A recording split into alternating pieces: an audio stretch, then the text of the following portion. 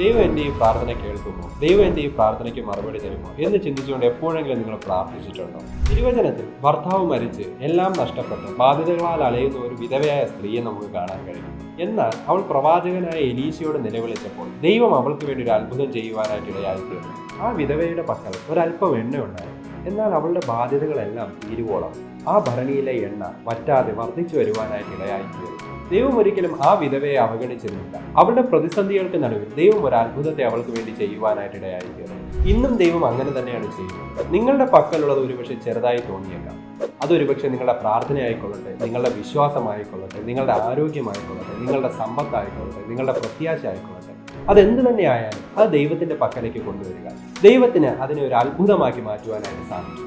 അതുകൊണ്ട് തന്നെ നിങ്ങളുടെ പ്രാർത്ഥനകൾക്കൊന്നും അസാധ്യമല്ല. തുടർന്നും പ്രാർത്ഥിച്ചുകൊണ്ടേയിരിക്കുക. ദൈവം അത്ഭുതങ്ങളെ ചെയ്യുവാനായിട്ട് ഇടയായിത്തീരും. ആമേൻ.